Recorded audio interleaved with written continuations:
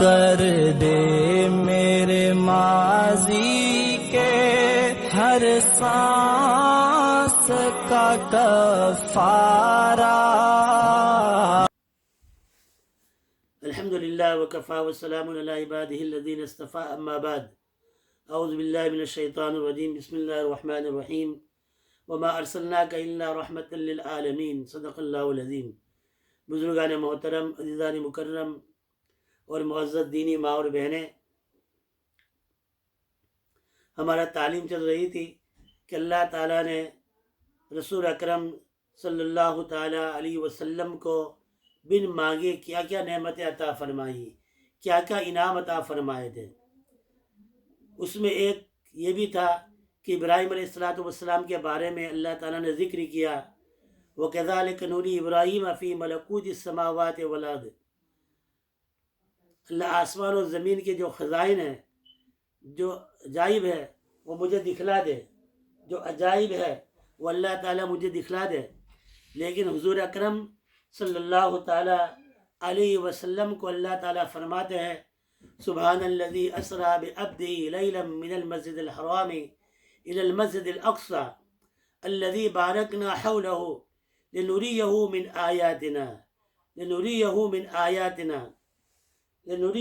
آیاتنا اللہ فرماتے ہیں ہم نے آپ کو ہماری آیات دکھلائی۔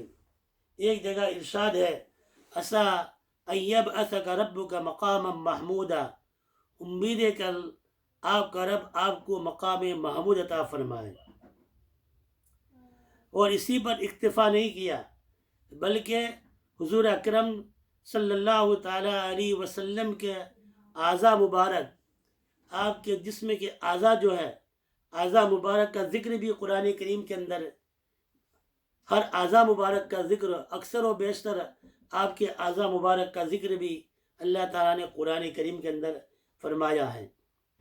یہاں تک کہ آپ کی زندگی کی قسم اللہ نے کھائی ہے، لَعَمْرُكَ إِنَّهُمْ لَفِي سَكْرَتِهِمْ يَعْمَهُونَ، کہیں آپ کے چہرے کا ذکر ہوا، کہیں آپ کے چہرے کا ذکر اللہ تعالیٰ نے فرمایا۔ کیا فرمایا کہ جب حضور اکرم صلی اللہ تعالیٰ علیہ وسلم ہجرت فرما کر مدینہ منورہ تشریف لے گئے تھے تو 16 یا 17 مہینے تک اللہ تعالیٰ نے آپ کو حکم یہ دیا تھا کہ آپ بیت المقدس کی طرف رک کر نماز پڑھیں۔ اللہ کے رسول صلی اللہ تعالیٰ علیہ وسلم کی دلی خواہش یہ تھی کہ میرا کعبہ جو ہے یہ مسجد حرام ہو، میرے جد امجد ابراہیم علیہ السلام کا بنایا ہوا کعبہ ہے، اس طرف رک کر نماز پڑھنے کا اللہ تعالیٰ حکم دے دے۔ آپ کی تمنا اور خواہش تھی، آپ بار بار آسمان کی طرف دیکھتے تھے کہ ابھی حکم آ جائے، ابھی حکم آ جائے۔ قرآن کریم نے کتنے پیارے انداز سے ذکر کیا ہے، قد نرى تقلب وجهك في السماء، قد نرى تقلب وجهك في السماء، ہم نے بار بار آپ کے چہرے کو آسمان پر اٹھتے ہوئے دیکھا۔ قد نرى تقلب وجهك في السماء فلنولينك قبلة ترضاها فول وجهك شطر المسجد الحرام، اب آپ اپنے چہرے کو کعبۃ اللہ کی طرف کر لیجئے جس سے آپ بھی راضی اور خوش ہیں۔ تو یہاں پر یہ اللہ تعالیٰ نے آپ کے وجہ کا، آپ کے چہرے کا ذکر کیا، اور اس میں بھی اللہ تعالیٰ کی حکمت تھی۔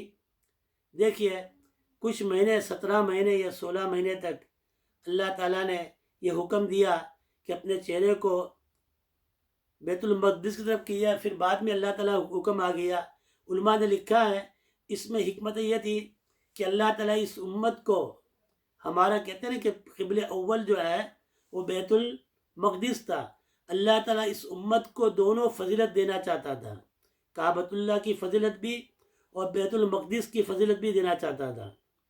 اس لیے کچھ وقت تک تو رہا، پھر اب قیامت تک کے لیے ہمارا ڈائریکشن جو ہے کعبۃ اللہ رہے گا، فول وجهك شطر المسجد الحرام، اب قیامت تک کے رہے گا۔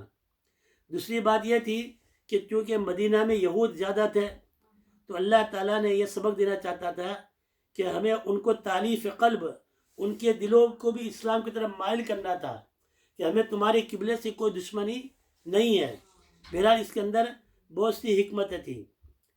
اسی طرح اللہ کے رسول صلی اللہ تعالیٰ علیہ وسلم کی زبان کا ذکر بھی قرآن کریم کے اندر آتا ہے، فَإِنَّمَا يَسَّرْنَاهُ بِلِسَانِكَ، ہم نے اس قرآن پاک کو آپ کی زبان پر آسان کر دیا۔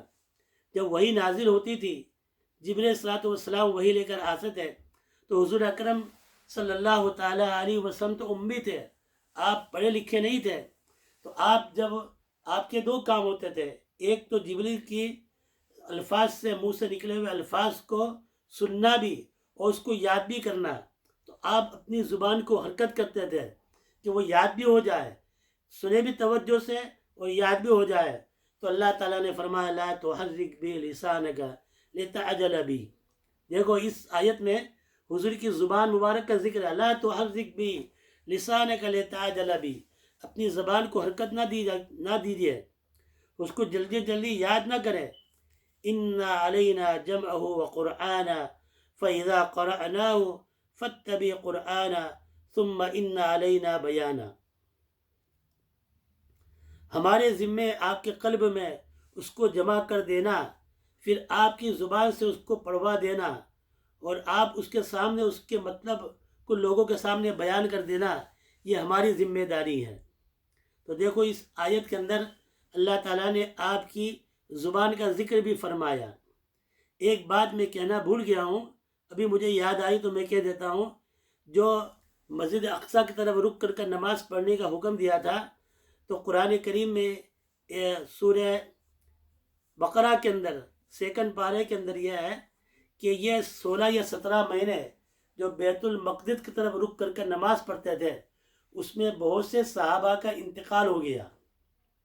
تو صحابہ نے یہ سوال کیا کہ اللہ کے رسول صلی اللہ علیہ وسلم، وہ صحابہ جو بیت المقدس کی طرف رک کر نماز پڑھتے تھے، ان کا انتقال ہو گیا، تو کیا ان کی نماز قبول ہوئی کہ نہیں؟ ان کی نماز ایکسپ ہوئی کہ نہیں، ویلڈ ہوئی کہ نہیں؟ یہ سوال کیا تھا۔ تو اللہ تعالیٰ نے اس کے جواب میں دیا وما کان اللہ لیضیع ایمانکم، اللہ تعالیٰ ایسا نہیں ہے کہ ان کی نماز کو ضائع کر دے۔ وما کان اللہ لیضیع ایمانکم، تمام تفسیر میں دیکھ لے، ایمانکم ای صلاتکم، اللہ نے ان کی نماز کو ضائع نہیں کیا۔ تو یہاں خود قرآن کریم نے ایمانکم یعنی صلاتکم، نماز کو ایمان کہا۔ جس کی زندگی میں نماز نہیں ہے تو اس کا ایمان بھی کچا ہے، اس کا ایمان بھی صحیح نہیں ہے۔ خیر بات لمبی ہو جائے گی، تو یہاں پر اللہ کے رسول صلی اللہ تعالیٰ علیہ وسلم کے زبان کا ذکر بھی ہے۔ آئندہ میں انشاءاللہ تعالیٰ تفسیر کے اندر آگے حضور اکرم صلی اللہ علیہ وسلم کی اور کون سے اعضاء کا ذکر قرآن کریم کے اندر ہے وہ میں ذکر کروں گا۔ اللہ تبارک و تعالیٰ ہمیں سننے سے زیادہ سمجھنے کی توفیق عطا فرمائے اور عمل کی توفیق عطا فرمائے۔ وآخر دعوانا الحمدللہ رب العالمین۔